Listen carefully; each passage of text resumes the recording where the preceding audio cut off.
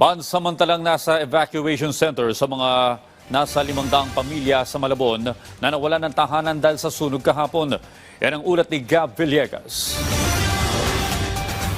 Makikita sa drone shot na ito ni Caleb Jan Capsa ang lawak na sunog na nangyari kahapon sa Sitio 6 sa Barangay Catmon sa Malabon City. Sa isa pang video, ang kapal ng usok at laki ng apoy ang nakunan mula sa mga nasusunog na kabahayan.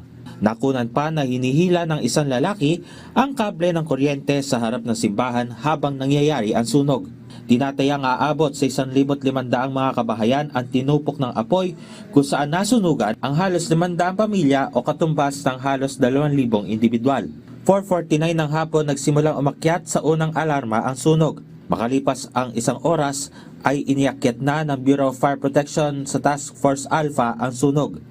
Inabot ng 8 oras ang sunog na nagsimula alas 4 kahapon at bandang 11:58 ng gabi nang ideklarang fire out ng mga bumbero ang sunog. Ito ang sitwasyon ngayon ng mga residente ng Sitio 6 dito sa Barangay Catmon sa Malabon City.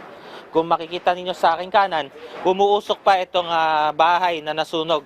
At kanya-kanyang hakot ngayon ang mga residente ng mga bakal tulad na lamang nito na maaari pa nilang ibenta at mapakinabangan. Nadatna ng news team si Edison na pinagmamasdan ang nasunog nilang bahay. Mapalad siya na kahit papano ay mayroon siya naisalba. Ang nasalba lang po namin damit yung sa BB lang po talaga. Pero yung gamit po, ayan po yung mga gamit. No? Yan po, yung mga ilang appliances po. Pero the rest po lahat yung sa second floor to third floor nasunog na po lahat. Hindi na po namin nasunog. Si Erlito naman, nadatna ng news team na naghahanap ng pwede pang maibenta mula sa mga nasunog niyang mga gamit. Wala siyang naisalba sa kanyang mga ari-arian. Bumagsak rin ang bubong ng kanyang bahay dahil sa sunog. Hindi alam ni Erlito kung paano siya babangon muli. Kaya kami mahirap lang. Wala na akong trabaho dahil senior na ako. Sana sa ngayong panahon na ito, ako manghi sa kanila ng tulong. Kung makatulong man sila sa akin. Sa gitna ng matinding krisis, hindi pa rin mawawala ang mga tulad ni Marie na nagmagandang loob na mamigay ng libreng sopas sa kanyang mga kapitbahay. Mapalad si Marie na hindi nadamay ang kanilang bahay sa sunog. Para sa kanya, alam niya rin ang pakiramdam na masunugan dahil 3 beses na rin nasunog noon ang kanilang bahay.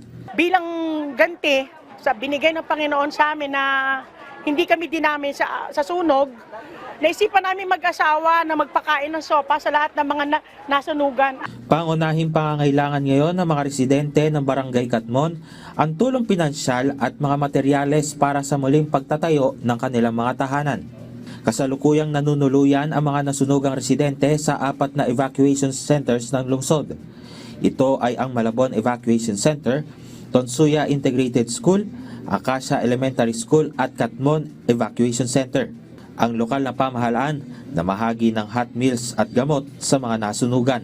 Sinuspinde muna ang face-to-face classes ng mga mag-aaral ng Tonsuya Integrated School, Acacia Elementary School at Catmon Integrated School at inilipat muna sa alternative mode ang pag-aaral ng mga bata.